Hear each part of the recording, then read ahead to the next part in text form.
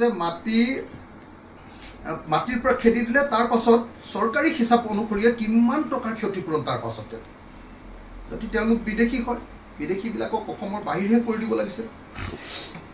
যদি তেওঁলোক সঁচাকে স্বদেশী নহয় তেওঁলোক যদি অসমৰ মানুহ নহয় তেওঁলোকক যদি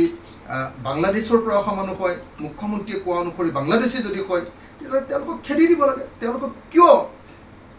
অসম চৰকাৰে তেওঁলোকক কিয় ক্ষতিপূৰণ দিছে মই আপোনালোকক মানে কিমান টকা কাজিৰঙাত উচ্ছেদ কৰাৰ পাছত কেনেকৈ পইচা তেওঁলোকক ক্ষতিপূৰণ দিছে মই যদি তাৰ হিচাপটো দেখুৱাই দিওঁ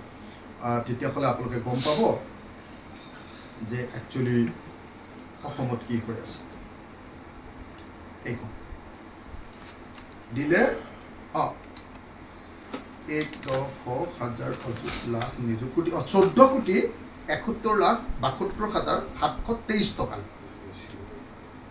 14,71,72,723 টকাৰ ক্ষতিপূৰণ দিলে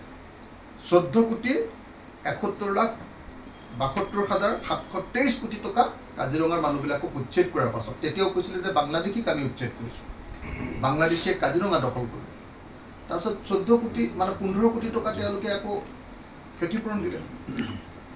যদি 15 কোটি টকা ক্ষতিপূৰণ দিয়ে তেতিয়াহ'লে তাৰ অৰ্থটো কি তেওঁলোক মানে বোনাফাইড সিটিজেন হয় অসমৰ ভাৰতৰ বোনাফাইড সিটিজেন হয় তেওঁলোক লিগেল সিটিজেন হয় এতিয়াও অসমৰ মুখ্যমন্ত্ৰীয়ে লখিমপুৰৰ মানুহবিলাকক কৈছে যে তেওঁলোক বাংলাদেশী অথচ কালি দেখিলো এটা প্ৰচেছনত যে লখিমপুৰৰ সেই মানুহবিলাক গৰিয়া মানুহ হয় অসমৰ খিলঞ্জীয়া গৰিয়া মানুহ মুছলমান কিন্তু অসমৰ খিলঞ্জীয়া গৰিয়া হয়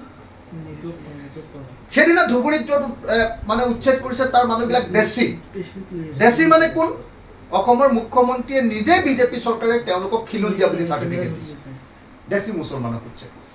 আৰু তাৰ পাছত উজনি অসমৰ মানুহক কৈ আছে আমাৰ সাধাৰণ অসমীয়া জাতিৰ মানুহক কৈ আছে জেনেৰেল কাষ্টৰ অসমীয়া মানুহক কৈ আছে যে আমি বাংলাদেশী উচ্ছেদ কৰিব পৰা উচ্ছেদ কৰা অঞ্চললৈ আমি যাবলৈকে ভয় কৰোঁ এইটো দুৰ্ভাগ্যজনক আৰু মই যেতিয়া কৈছোঁ মোক সকলোৱে বাংলাদেশী কি কয় সাপোৰ্টাৰ এই বুলি কৈ আছে মোৰ কাৰণে কোনো ফৰক নপৰে মই বাৰম্বাৰ আপোনালোকক কৈ আছোঁ যে দৰকাৰ হ'লে মই বিধায়ক নহ'লেও হ'ব কিন্তু মই মানৱতা কেতিয়াও নাইকিয়া কৰিব পাৰোঁ ধন্যবাদ এতিয়ালৈ মই আকৌ উচ্ছেদ বন্ধ কৰিবৰ কাৰণে তাৎক্ষণিকভাৱে গোৱালপাৰাৰ পাইকানৰ উচ্ছেদ বন্ধ কৰিবৰ কাৰণে অসমৰ মুখ্যমন্ত্ৰীক মই দাবী জনাইছোঁ